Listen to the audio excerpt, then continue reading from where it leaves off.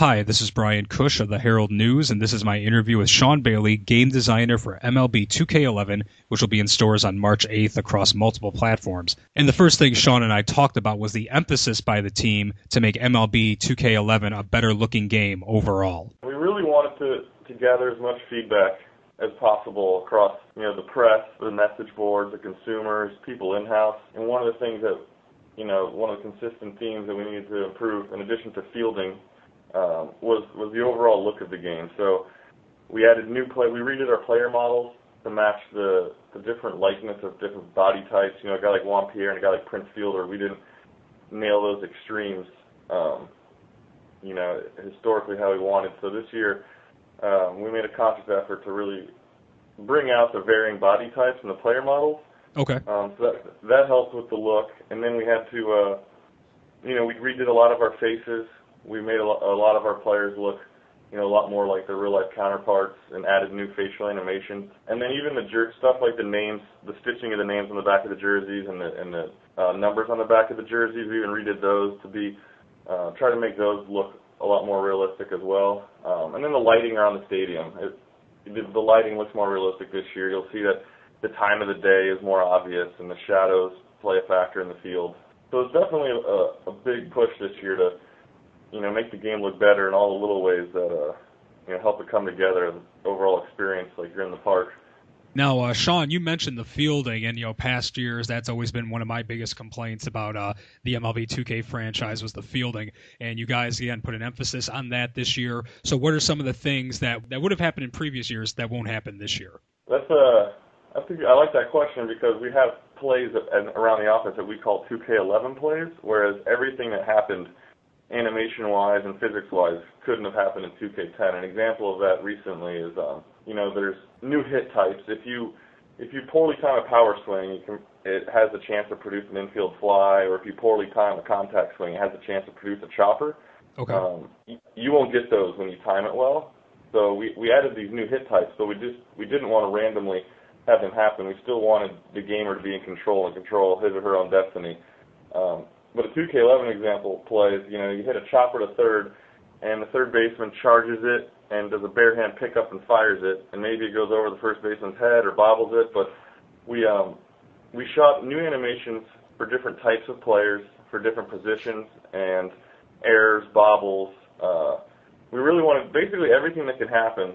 And when a ball's hit to third, depending who's at third, the outcome and the look of it is so different. A guy like Beltre has a cannon arm, Right. He doesn't necessarily have to have his feet set up, so Beltre might be able to make a diving catch and gun it from the ground or his knees and one-hop it into first, whereas other guys might have to get up to their feet or it's a weaker throw. So in the field, it wasn't just about, one goal is to make it look more realistic. We took out all of our animations. We wanted stuff that's of the quality of Major League Baseball, but after that, we wanted to really nail the different ratings tiers of players. We want people to play our game and say, wow, I really need to find a third baseman. Even though he can hit, he's killing me in the field. Or, there's so many aspects of baseball that can make or break a game, and it's not just hitting and pitching. And so the player likeness was a big goal through the animations, as well as the situations. Something as subtle as a pop fly on a third out, he'll casually catch it as he's walking in. A play at first that's not very close, the first baseman will just catch it casually, whereas if Ichiro's legging it out to beat out a chopper, a throw from third, the first baseman will help you out and stretch and try to pluck it out of the dirt to beat Ichiro's, foot to the bag. So it was a lot of fun putting in all these, little situational animations that, and if someone's playing the game, they're not the type of things that are always going to make someone say, oh my gosh, I can't believe that happened. We wanted all little things that are supposed to happen in a baseball game, especially in the field. If a pop fly is hit to a guy that's not a great fielder, maybe the guy that's more of a DH type guy, like Lance Berkman in St. Louis now. Okay. When a pop fly is hit out to him, you're not necessarily going to drop that fly ball, but you will have less of an idea, and you'll be informed a lot later as to where that ball is going to land. So while we're not changing the final outcome, you do feel like, oh my gosh, Berkman, maybe he shouldn't be out here and right. Maybe he is a DH, because that initial shadow of the landing spot is enormous, and the actual spot shows up a few seconds later to add this sense of panic. We tried to redo fielding in a lot of subtle ways so that it came together as the experience that baseball and sports fans would expect. So it was a lot of fun to address fielding, but it definitely started with the animations.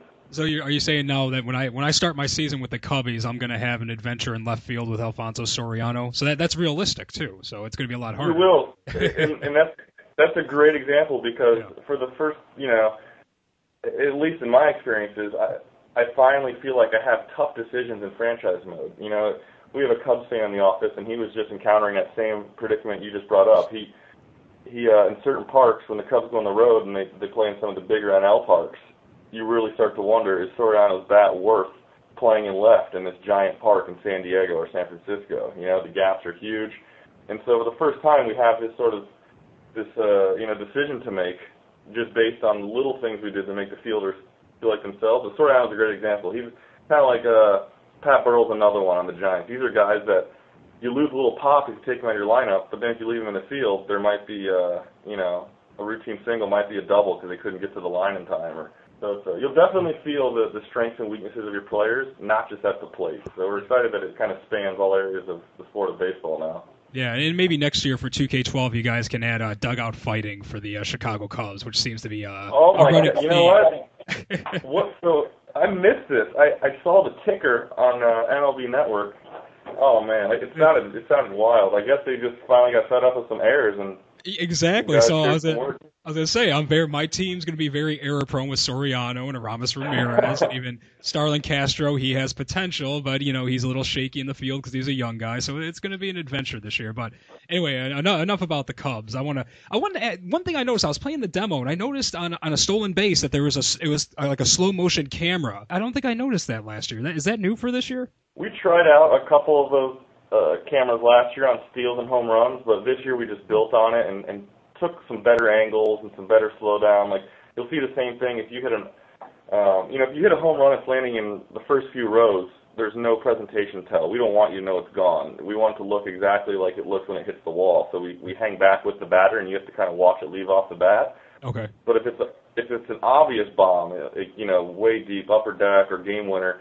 Then there's also cameras like what you saw in the steal where it's almost ground level on the plate and the batter flips his bat up in the air as he celebrates. And we want to do the same thing in steals, just kind of, just once in a while, for really close important plays, we wanted to just give you a little different look. So okay.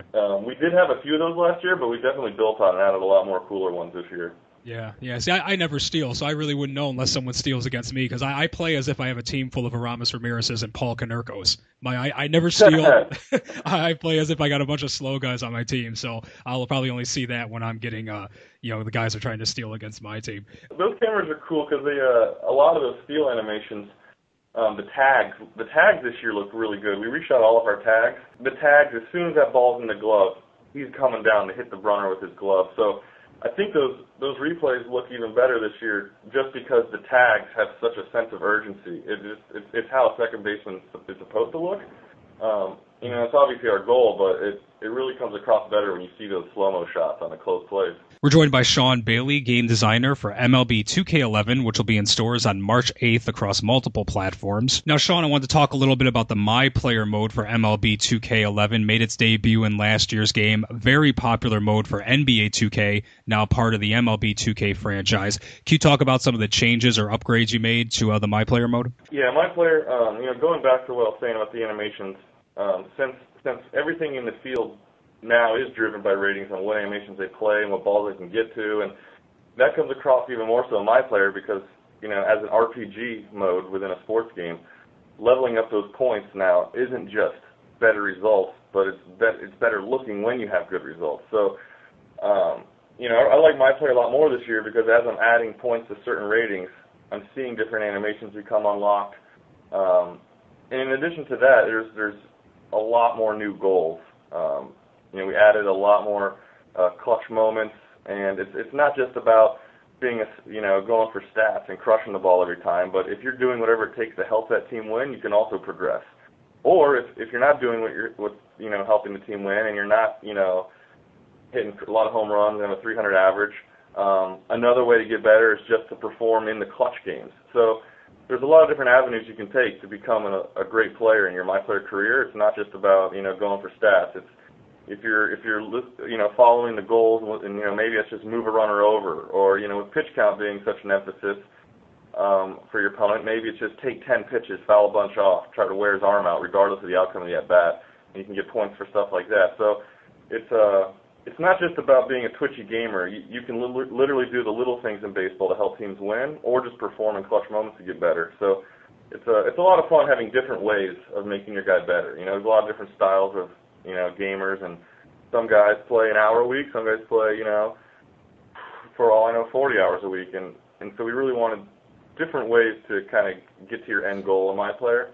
So we're happy about that. I think the My Player experience has it's got more depth with all the additional goals and animations, and just the things you encounter. Like, we have hot and cold streaks now, or dynamic player ratings. That's not just within MLB Today or franchise mode, but the concept of dynamic player ratings also lives in My Player too. So you're really benefiting even more from hot streaks, or if you're cold, it's a lot tougher. You might have a nagging injury to play through. So there's a lot of the real life factors that contribute to the ebb and flow of a batter's performance through the season. We tried to bring out in all the game modes, but My Player benefits from that as well. The dynamic player ratings is really cool, because when you're having a good month, you really feel it in your My Player. Your ratings start changing. And we show you the ratings changes in green and what they used to be and what they are right now. So okay. My Player isn't an experience anymore where you're kind of playing with the same group of teammates, same opponents, same ratings for yourself. It's there's a lot more changes going on based on what guys around the leagues are doing and how you're performing lately. So we're excited about My Player. I like playing My Player this year with all the dynamic player ratings especially. Now, of course, your cover athlete this year is the great Roy Halladay of the Philadelphia Phillies. Now, he wasn't just the cover guy. He actually had a lot of input for the game. Can you talk about his involvement? Yeah, he was a great guy. When he came in here, probably one of the most humble, down-to-earth pro athletes I've ever met in my life. And he was, he had no problem just being very candid, just sitting us down, walking through the process that he takes on the mound. And he helped us with a lot of things. Emphasizing pitch count. That has a lot to do with Halladay. We wanted to make pitching more realistic in the sense that there's a pitch count per pitcher as long as he's playing well, and you need to know that range. We're excited to do something like that so that you're not just sort of guessing off terms like stamina or energy. But Roy built on that and was just sort of explaining how he literally, he goes out there to throw strikes. Some guys go out there to strike people out, and they might walk people, and then they have a guy on base, they might give up a lucky hit, and then they throw a few balls, and then they're out in the 5th or 6th inning. But Roy was saying, he told us he's memorizing the holes in their strike zone. He's using the inside edge reports that 2K baseball uses, and he says, hey, Ruiz and I, the catcher, we know what the blue zones are in each batter's strike zone for every at-bat that game. That's his job the 4 or 5 days leading up to his start. And he literally said, I throw to contact. I hope they swing and hit it. I want to keep my pitch count down. I trust my fielders. As long as they put it in spots where they can't make the most of it, then, those are going to be outs with less pitches. And we're all scratching our heads going, holy cow, Roy Halladay throws it, to contact. I never thought I'd hear that from a big league pitcher, that, regardless of the opponent, start in and start out when he's on the mound, he knows in that strike zone, this guy has a low batting average, low and inside, and high and away, he has a low batting average. I'm going to pound those zones, and I'll let him do something with it because he probably won't be able to work with it a whole lot. We did more to emphasize the pitch count. We have the inside edge information under the hood. All the batters use the inside edge data from real life. And then also another cool subtle addition, and this was also fun talking to Roy about, is his changeup that he threw in 2010 was actually a different changeup. He had never thrown that type of changeup before.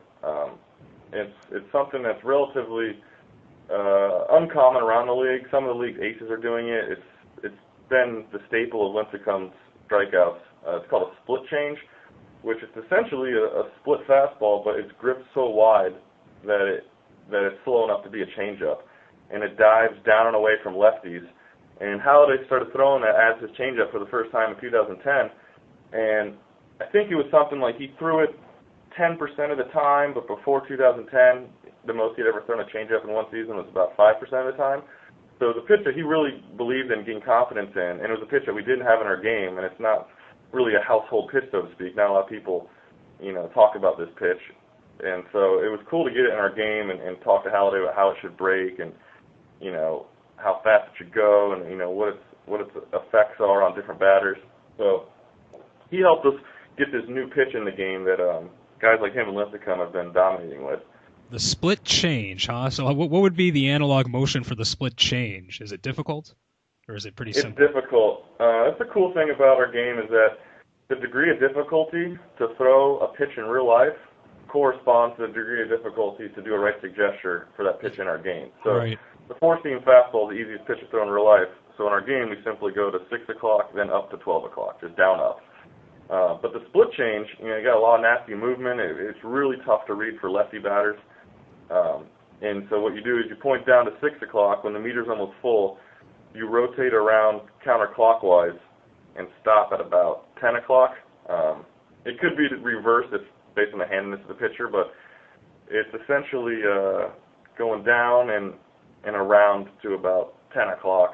And it's a tough pitch to throw, but it makes it that much more satisfying when you nail the gesture and they whiff at it.